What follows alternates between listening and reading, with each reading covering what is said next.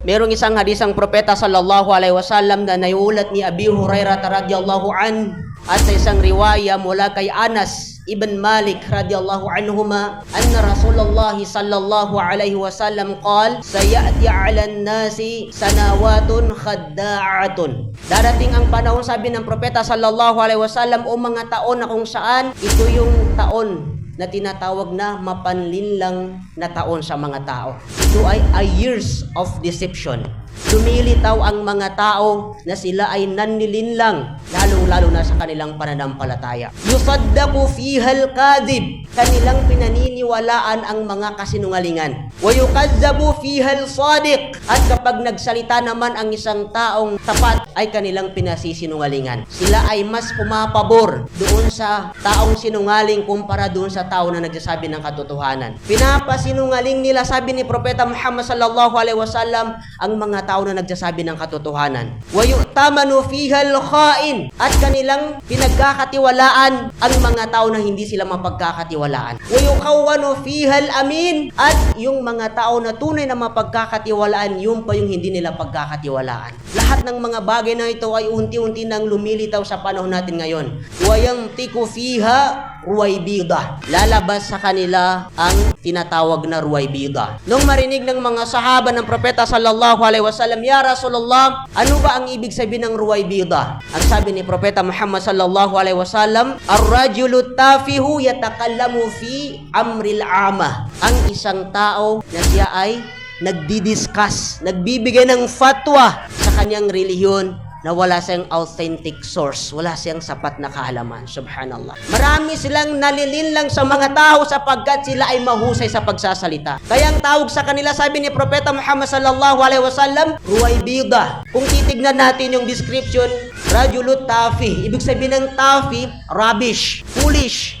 Walang kwentang tao, walang sapat na kaalaman. Kaya kung papansinin natin mga kapatid, yung mga signs na binanggit sa atin ni Propeta Muhammad sallallahu alaihi wasallam na darating ang mga taon na ito, tiyak na nandito tayo sa panahon na ito. Sa community natin, sa social media, kung sila'y makipagdiskusyon sa relihiyong Islam, akala mo sila yung tunay na may alam kaysa mga ulama natin o kaysa mga imam natin. Dumarating ang mga taon na ito sa atin na maraming nagsisilabasan na mga tao na sila ay tinatawag na ruwaybida. Sila ay nagpapaliwanag sa usapin ng pangkalahatan, sila ay nagpapaliwanag sa ahkam sa pananampalatayang Islam na wala silang matibay na dahilan o dalil, bagamat ang kanilang ginagamit ay ang kanilang sariling pag-iisip. Sila ay tinatawag na rubbish. Sila ay tinatawag na ruwaybida na dapat nalayuan ng isang mananampalataya kay Allah subhanahu wa ta'ala. Kasi itong ganitong klase ng mga tao, hindi nila iniisip ang bawat salita, ang bawat pangangaral na kanilang pinapakawalan ay magkakaroon ng negative impact sa mga tao. Hindi nila iniisip na ito ay maging dahilan ng fitna sa mga tao. Dahil ang nais ng ganitong uri ng mga tao ay makuha nila yung atensyon ng mga tao pang pakinggan ang kanilang kamangmangan sa relihiyong Islam. Alhamdulillah wassalatu wassalamu ala rasulillah wa ala alihi wa sahbihi ajma'in. Kaya yung mga ulama natin, yung mga kibarul ulama, kung mapapansin natin mga kapatid, sila pa yung mas tahimik para sa mga tao na sila ay nagmamarunong sa katuruan ng Islam. Dahil yung mga kibarul ulama, sa bawat statement, sa bawat fatwa na kanilang inilalabas, sinisigurado nila na sila ay maging maingat na wala silang malalabag sa Sharia o sa batas ng Islam. Pero unfortunately, sa panahon natin ngayon, hindi yun ang nakikita natin ngayon.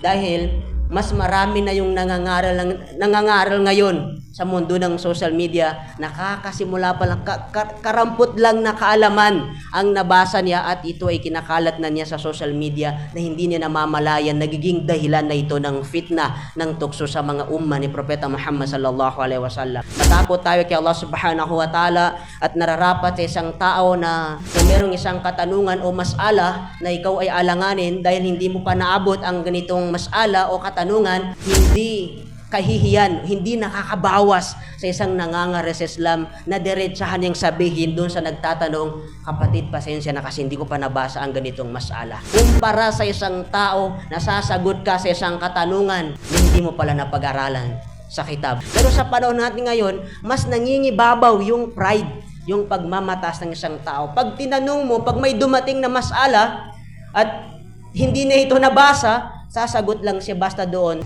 Wala siyang matibay na dalil. Subhanallah. Ilayo nawa tayo ni Allah subhanahu wa ta'ala sa ganung klase ng mga ngaral sa pananampalatayang Islam.